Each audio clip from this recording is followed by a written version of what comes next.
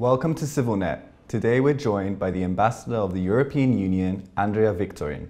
Ambassador Wiktorin recently joined us on a discussion on refugee and migrant issues in Armenia. Today we'll be covering more general topics about Armenia's progress. Ambassador, thank you very much for joining us. Thank you for having me. So with regards to Armenia's recent reform drive, I want to understand your perception about these reforms. Also, the government's communication ability has been put into question. Some may not have any qualms with policy, but see the way that the government communicates its intentions and progress with the general populace as lacking. What are your thoughts about this, and how can this be resolved? So first of all, I would say that we are really closely not only following, we are supporting the reform path of the Armenian government. We see progress. This was also acknowledged during the last EU-Armenia Partnership Committee, which took place in December last year. So we are really happy that we are cooperating in major areas of the reform program of the government. Especially, I would mention judiciary reform, anti-corruption strategy, but also in human rights, economic development.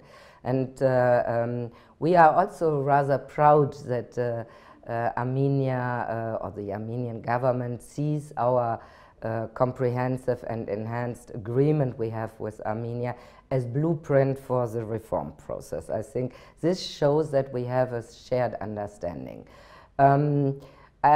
To really tackle these many reforms, because you have quite a number of very ambitious reform strategies, I think it is also important to work closely together.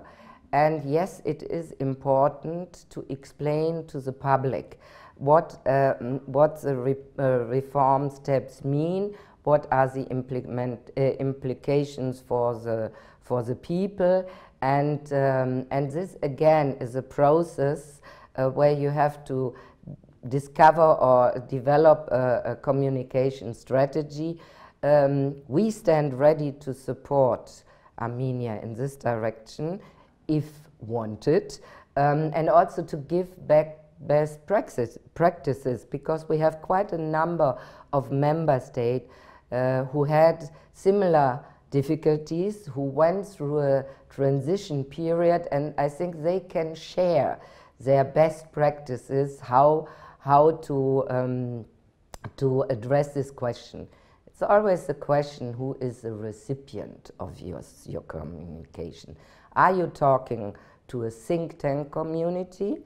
Are you talking to the normal citizen? Then you need to be clear and understandable. And I can tell you, in the European Union, we sometimes also have problems to structure our communication. But overall, I see progress. And as I said, whenever we are asked, we stand ready to support it further. The European Union has also extensively dealt with the issue of transitional justice, especially in Eastern Europe after the collapse of communism. Your predecessor, Ambassador Svidalski, highlighted the importance of transitional justice and said that the EU was prepared to help Armenia in this regard. It's, however, been 2 years and there hasn't been that much progress. How would the EU firstly define transitional justice, and bearing in mind the lack of progress, how can the EU further support Armenia in this regard? First of all, may I contradict? I would not see a lack of progress. I think we had progress. I think we always stated, and this also my predecessor said, that promoting rule of law and judicial reform is a priority for the European Union. And this is also covered by CEPA, so it is also part of our agreement. And I said it before, we highly welcome that both the judiciary reform and the anti-corruption strategy have been adopted, so this is an important step forward. And we were closely cooperating on this. We really appreciate the fact that the Minister of Justice welcomed experts in the development of the strategy, and we were in very close contact, and I'm really confident that we made progress. Naturally, you say 2 years, but may I first of all say the revolution was in spring, so it is not yet full 2 years. Secondly, yes, then you had a government, but you were heading for elections. So you had in December 2018 elections. By the way, the first free, fair and transparent elections. And I was following the process from outside of Armenia, and I was really happy to see it. So if you want, then you had to build the National Assembly, and then the government started. So it is also a question of expectation management. Yes, we want to see progress. I think in the field of judicial reform, we really have now things together. We are just discussing the timing of the different measures, but I must really underline that the Minister of Justice and his team did an incredible job. And when they asked us on transitional justice whether we can support, we had a TAIEX seminar in September, where we took, well, it was EU experts, also Council of Europe. Lithuania was present as one of the member states who had this experience, and I think this was a very good example where we really work together, and this then is to be found in the strategy as it is adopted now. I think what is really important is that we focus on the independence and the accountability of judiciary, and that we have an independence, transparency, efficiency, but also quality of judicial processes. And it also means, and I think this is the strong interest of the Ministry of Justice, to again create confidence in the justice system. And this is a process that, again, will take some time, but there we are really closely cooperating, and I'm confident that Armenia is really on the right way, and we will go the way together, as well as the Council of Europe and the Venice Commission, who are also part of these processes.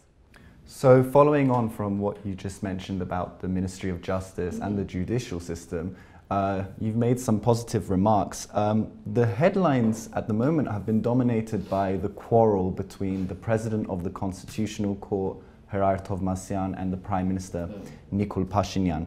Of course, for transitional justice to take place, as you mentioned, you need a healthy, independent judiciary.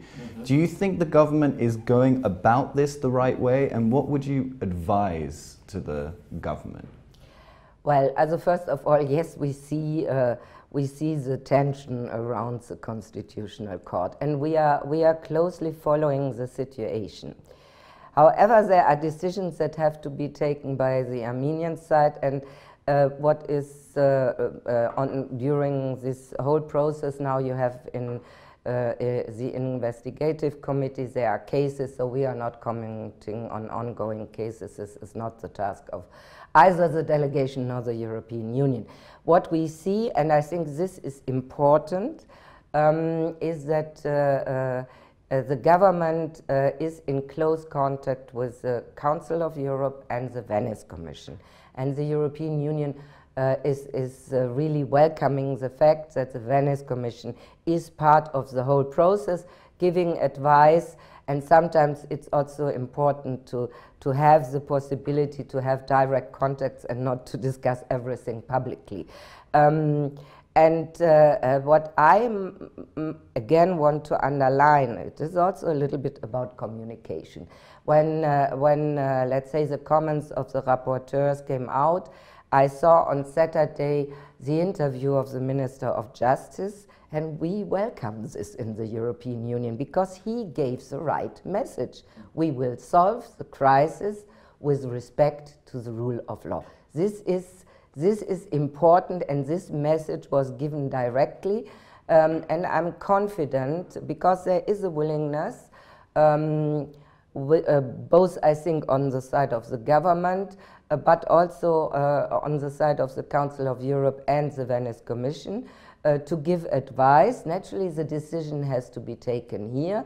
And yes, I would advise, but that's what I sometimes do myself. Sometimes it's better not to make hasty statements or take up rumors, but really let the things develop and give also a certain credit to make this process transparent and with respect of rule of law, and also respect the separation of powers. And I think with my partners, I have the feeling that there is a clear intention to go that way.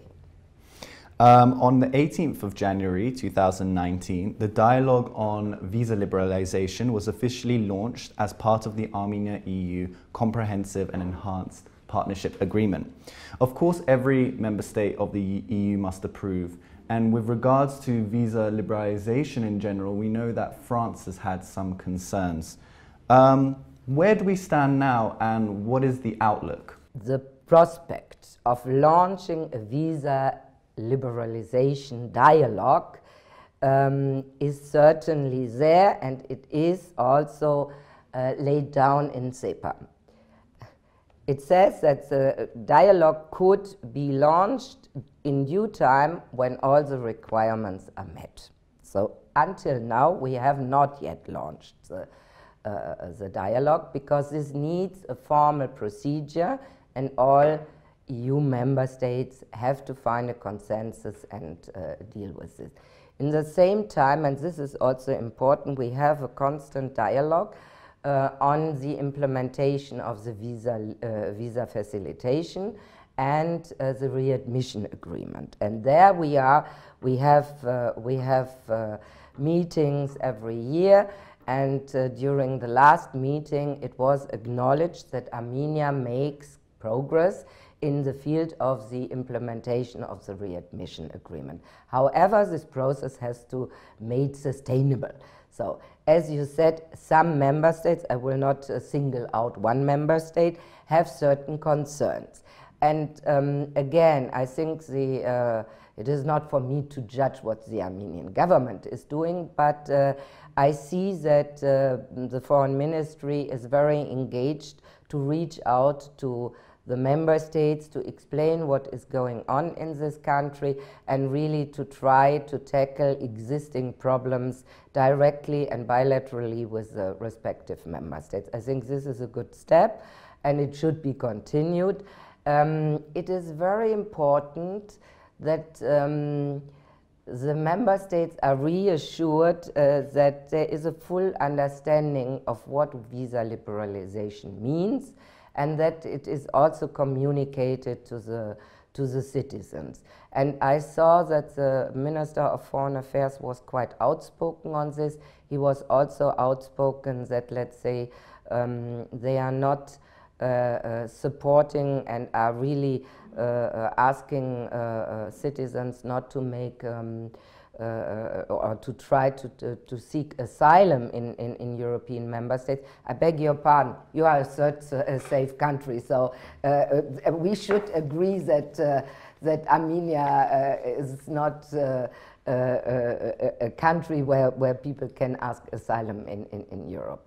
But it is, we are willing, and I think that the visa liberalization dialogue will be also linked to, let's say, reforms in different areas. This is what we are doing together as discussed with SEPA, and it provides opportunities, only that you really have to know what it means. It means short-term visits, up to 90 days within half a year. It is not bilateral as a national visa. It is not long-term stays for study or for employment in the European Union, but it also means certain obligations. So I'm confident that at a given time the member states will agree to officially launch the dialogue. However, I want really to encourage Armenians that they make full use of the visa facilitation agreement, because it already offers a lot of opportunities. You have a reduction in visa fees, which, by the way, remains the same. I know that there is a certain concern now that the new visa codex entered into force, whether this would affect Armenian citizens. No, we will have certain improvements in simple procedures which also affect Armenians. So you can apply half a year in advance if you plan a trip. So we hope that this will take also a little bit the burden, but it doesn't change anything regarding visa fees, and I'm confident that we will really, if we really use everything which is in the visa facilitation agreement, we make progress. And I would also encourage people really to make use of the opportunities, of our mobility opportunities. Erasmus Plus, scholarships, yeah, we have these opportunities which are then also giving the opportunity to go to EU member states. So it has been almost 2 years since the 2018 Armenian Revolution. Almost.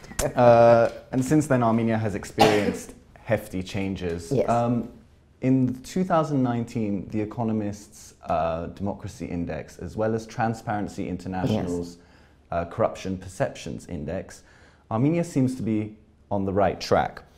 What is your perception about Armenia's progress since the 2018 revolution? I think you did an enormous work.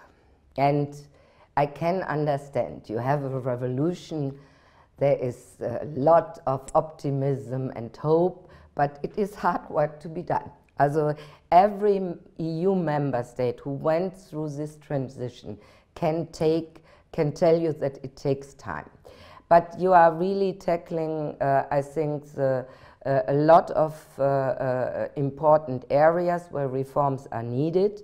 We are supporting them, whether we take the economic development, regional development.